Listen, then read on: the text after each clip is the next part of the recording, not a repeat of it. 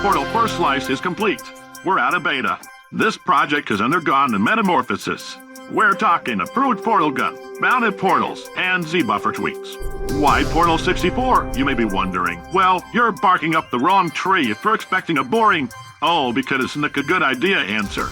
No, sir. This is Aperture Science, where we don't ask why, we ask why the heck not. Now, to show you Portal First Slice on the N64. Over to you, James.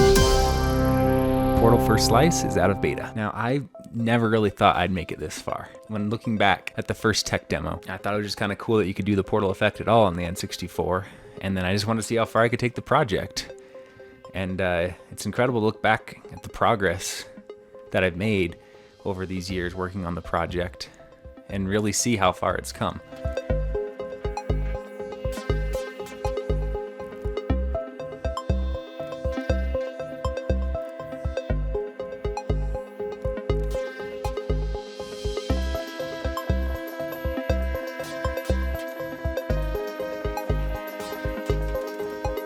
And as I add every little detail, the project feels more and more alive, and I'm just so excited that I actually got this far. Portal First Slice is just the first 13 test chambers of the game. I will be continuing now adding more test chambers as I progress to create the rest of the game, and there are still some bugs that will be fixed before the final game, but I'm just done polishing and I want to move on. And now, if you want to help the game to reach completion, you can. I started a Patreon. There'll be a link in the description. Go ahead and check it out. And I did want to explain what I plan on using the money for, so you know how it could be supporting the project. First of all, I would want to be able to pay my editor what it's worth for him to be editing these videos, and the more I can pay him, the more I can offload tasks and feel good about doing that, which takes things off of my plate, so it frees me up more to work on the game. Second, if I get enough support, I could hire an artist to work on a lot of the 3D models and do a better job than I have been doing. And lastly, if enough support comes, I'll be able to just make this my full-time job. Anything you can do to support is greatly appreciated, whether it's even $1 a month or even just liking and subscribing to help this project along. So, and thank you all for your support so far.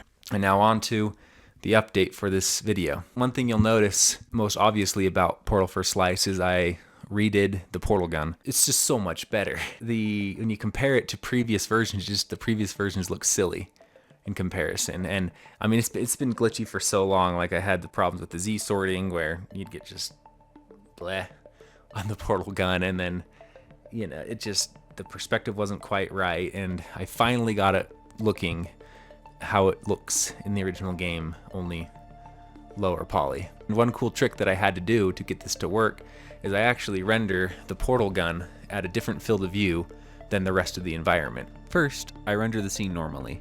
The point of view when rendering is controlled with a virtual camera that has a location, orientation, and a field of view. The field of view controls how zoomed in the virtual camera is.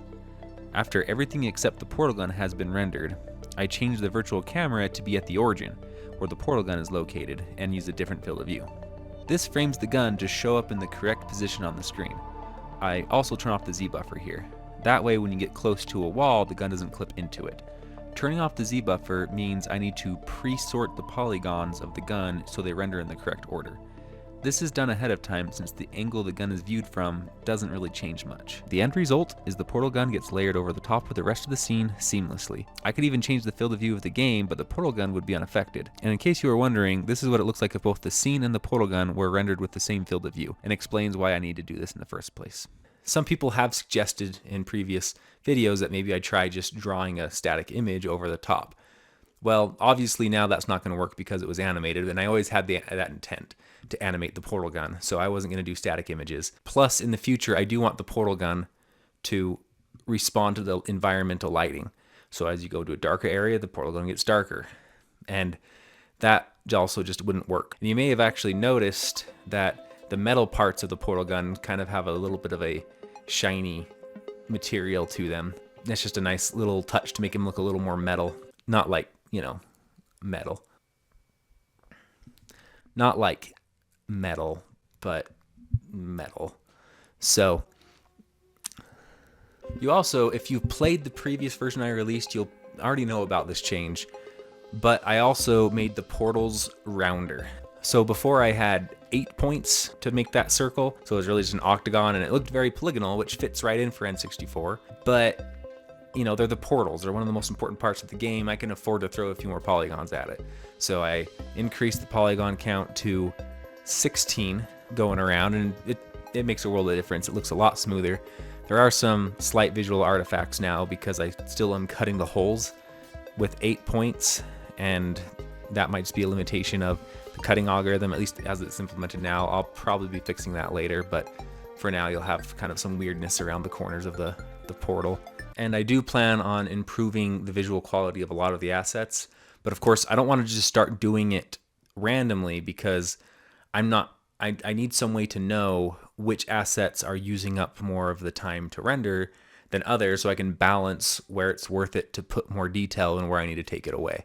I am working on a profile which will let me calculate exactly how long each step is taking to render, which can give really good information to know where I should be pulling detail out and where I can be putting more in. And then I also decided to try clearing the Z buffer between portal renders. So in a previous video I was talking about how I partitioned the Z buffer so different render depths used up different sections of the Z buffer, and it works, and I don't have to clear the Z buffer between renders, but it then means that the already small Z buffer has to be used multiple times over, and it led to a lot of Z fighting artifacts in the game, and that was just really bothering me. So I tried clearing the Z buffer, and to better illustrate what I mean, let me walk through you 2 animations of how things are rendered using Z-buffer clearing, and then another with Z-buffer partitioning. First I will show clearing. The image on the left will show pixel color data. The image on the right will show the Z-buffer. You'll notice the Z-buffer starts with an image. This is the contents of the Z-buffer from the previous frame. When the Z-buffer is cleared for the current frame, it turns white. To clear the entire Z-buffer takes nearly 1 millisecond, which is something I don't want to repeat multiple times per frame. You'll notice the first thing to render is the portal view that is furthest away. After the contents for this render are complete, I clear the Z-buffer. But I only do this for the small portion of the screen where the portal is visible to speed up the process. Next, the previous portal layer is drawn, and just like before, when it finishes rendering, the Z-buffer is cleared again. Lastly, the player view is rendered, and because the Z-buffer is cleared between layers, each portal layer can take advantage of the full range of the Z-buffer. Next, let's compare this to partitioning the Z-buffer. Now, I still do this if the portal covers a large portion of the screen. This is to avoid needing to clear too much of the Z-buffer multiple times per frame. You can see that the first portal render takes up a small enough portion of the screen that the Z-buffer is cleared after it is drawn, but the next portal layer is large enough that after it finishes, there is no Z-buffer clear. Instead, this layer and the layer above it share the Z-buffer, but use different depth ranges so the correct sort order is preserved.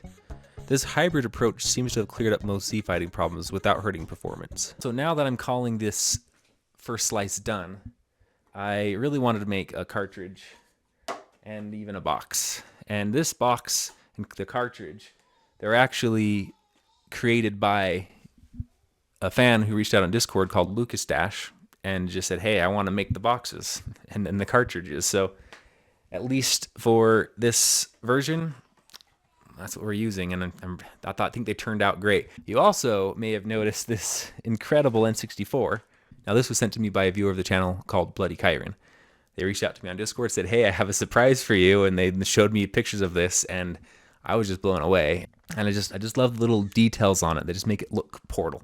There's like the indicator lights going away from the power button. There's the warning signage going around the outside and aperture laboratories on it. I'm going to be putting this on display. I am just blown away by this. I love it. And if that weren't enough, they also made a matching controller to go with it. They even made the A and B buttons look like the Portal colors. Amazing work. I'll just put a link to his Twitter where you can check out some of the other custom controllers he's made. It's very, very cool, and thank you so much. I love this. Moving forward, you can expect more test chambers in the next version, as well as the regular improvements that I continue to make to the project. And really, thank you all for your support. I really would not have made it this far without your interest in the project. It's really helped motivate me to continue working on this, and I'm amazed at how far it's come. So, truly thank you all, and until next time, take care.